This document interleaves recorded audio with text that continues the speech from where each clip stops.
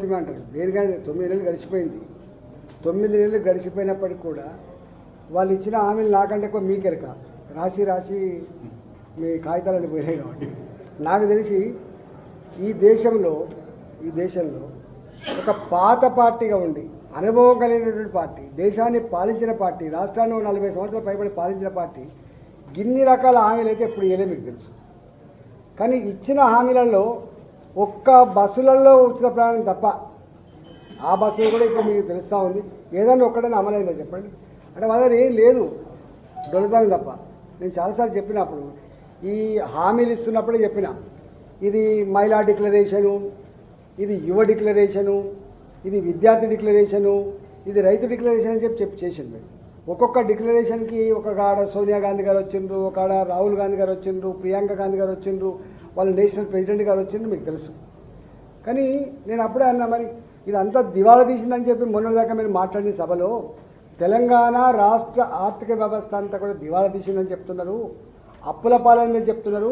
మరి అప్పుల పాలైన దివాళా తీసినటువంటి ఈ రాష్ట్రంలో మీరు అధికారంకి వస్తే ఎట్లా అల్లావుద్దీన్ అద్భుత దీపం లెక్క చేస్తారని చెప్పి మేము అడిగాం. మీకేమెరక అన్నారు, బుల్డోజ్ చేసిండ్రు, ఇచ్చిండ్రు. నాకు తెలిసి మేము అన్నాం, అన్నీ పక్కకు పెట్టి ఒక్క రైతు రుణమాఫీ విషయంలోనే నాకంటే ఎక్కువ మీకు అనుభవం ఉంటుంది, నాకంటే ఎక్కువ మీకు సమాచారం ఉంటుంది. ఎన్ని బ్యాంకుల ప్రకారంగా, బ్యాంకుల రికార్డుల ప్రకారంగా, వాళ్ళ లెక్కల ప్రకారంగా 72 లక్షల మంది ఫార్మర్ క్రాప్ లోన్సే కాకుండా మీకు తెలుసు కొన్ని బాయిలు తవ్వుకోవడానికి లోన్ ఇస్తారు వాళ్ళు, మోటార్లు కొనుక్కోవడానికి లోన్ ఇస్తారు వాళ్ళు, పైప్ లైన్ వేసుకోవడానికి లోన్ ఇస్తారు, భూమి చదువు చేసుకోవడానికి లోన్ ఇస్తారు. వ్యవసాయాలు అనేక రకాలు ఉంటాయి మీకు తెలుసు. 72 లక్షల మంది రైతులు అని చెప్పి వాళ్ళు చెప్పారు. ఈ ప్రభుత్వం అంటే వీళ్ళు ఎన్నికల ముందు ఎన్ని చెప్పినా 63 లక్షల మంది చెప్పారు. నాకు తెలిసి రేవంత్ రెడ్డి గారు 63 లక్షల మంది, ఇంకేమైనా రైతులారా మీరేమైనా రుణం తీసుకోకపోతే మీరు తక్షణమే బ్యాంకు ఓన్లీ రుణం తీసుకోండి అని కూడా చెప్పిండు. మీకు ఐడియా ఉండాలి. 2 లక్షల వస్తుని శాంక్షన్ చేస్తే ఇస్తుందని చెప్పిండు. అంటే వాళ్ళ పని విధానం చెప్తున్నారు.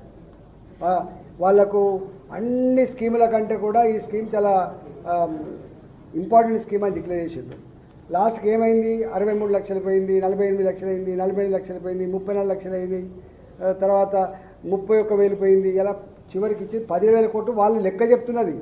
ఇది నిజామాబాద్ కూడా క్రాస్ చెక్ చూడలేదు. ఎక్కడికి పోయినా మొన్న రుణమాఫీ కావాలని చెప్పి మేడ్చల్ ఎంపీడీ ఆఫీసులో ఒక రైతు వేసుకొని చచ్చిపోయింది. అట్లనే మీరు అంటున్నట్టుగా చివరికి డబ్బులు ఖర్చు లేనటువంటిది ధరణి కదా మీరు అంటున్నారు. అంటే ఏ డబ్బులు ఖర్చు లేనటువంటి ధరణి ఇంప్లిమెంట్ చేయాలి. గతంలో వీళ్ళు ఏం చెప్పిండ్రు, మేము రాగానే ధరణి రద్దు చేస్తామని చెప్పిండ్రు. రద్దు చేసినట్టు చేసి వీళ్ళు కనీసం అన్ని గతంలో ఉన్నటువంటి అన్నీ కూడా రెస్టోర్ చేస్తామని చెప్పిండ్రు. 9 నెలలు అయింది, ఇప్పటిదాకా కూడా కాలేదు. అంటే అర్థం ఏంటంటే వాళ్ళకు నాకంటే ఎక్కువ మీరు చూస్తున్నారు. వాళ్ళకి రాష్ట్ర ప్రజలు హామీల కంటే కూడా ఇక మళ్ళీ ఉండవో దీపం ఉన్నప్పుడే ఇల్లు చక్కబెట్టుకోవాలన్నటువంటి ఫిలాసఫీ తప్ప, స్కీమ్ తప్ప ఇంకో స్కీమ్ లేదు వాళ్ళ దగ్గర. ఎవరికి వాళ్ళే ఏమైనా తెలియదు. మీరు చెప్పండి, కలెక్టివ్ రెస్పాన్సిబిలిటీ ఉందా? మరి మీరు అన్నారు కూలగొట్టే దాని మీద ఉన్న శ్రద్ధ అని చెప్పి. నిజంగా కూడా నేను చాలా విషయాలు దీని మీద మాట్లాడి ఉన్నది. మీకు అంత సమాచారం వచ్చి ఉంటుంది. కూలగొట్టడానికి కూడా పద్ధతి ఉంటుంది. డెమోక్రసీ కదా. ఓ నోటీసులు ఇవ్వాలి, చెప్పాలి, గిందు కూలగొడతామని చెప్పి వచ్చేయాలి. ఉరి శిక్ష ఉరి తీసే ముందు కూడా కలిసి అడుగుతాను నీ చివరి కోరికని. దీనికి అది కూడా లేదు. అందువల్ల దీనికి ఏదో ఆయన ఏమనుకుంటుంటే ఏదో హీరో వర్షిప్ తెచ్చుకోవాలని చెప్పి అనుకుంటుండ్రు. ప్రజలు ఇప్పుడు సపోర్ట్ చేస్తలేరు, ఎందుకంటే అధికారం ఆయన దగ్గర ఉంది కాబట్టి సపోర్ట్ చేస్తలేదు. కానీ సందర్భం అయితే కేసీఆర్ కూడా గట్టి అనుకున్నాడు. ప్రజలంతా నా వెంటున్నారు, అంతా పిచ్చోళ్ళు రాతలు రాసుకుంటాను, టీవీలలో చెప్పించుకుంటాను, ఇట్లే మొరుగుతారు, ఏనుగు పోతానే కుక్కల మీద మొరుగుతున్నాయని చెప్పాడు. కానీ ఏమైంది లాస్ట్కి వీళ్ళకు కూడా ఇక్కడ కూడా రేపు రేవంత్ రెడ్డి సర్కార్ డబ్బులతోటి మీడియాని మేనేజ్ చేసి లేకపోతే ఇంకోటి మేనేజ్ చేసి చేస్తుండొచ్చు. కానీ మీరు కిందికెళ్ళి పంపితే కూడా రారు. గుర్తుపెట్టుకోండి, కొన్ని పథకాలు కొన్ని రాయని కూడా రారు. చేయొచ్చు కానీ ప్రజాక్షేత్రం నుంచి తప్పించుకునేటువంటి సత్తా లేదు.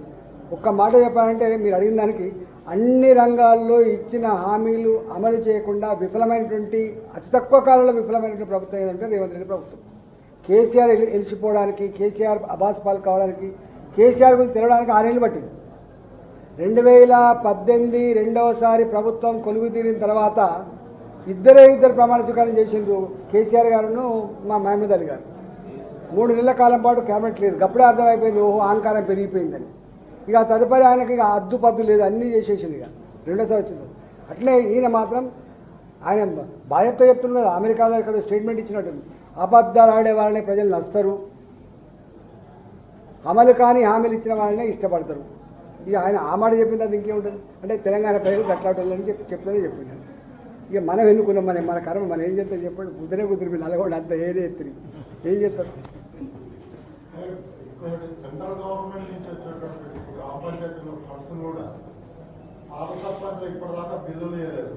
అవి వచ్చినా డైవర్ట్ చేసి గత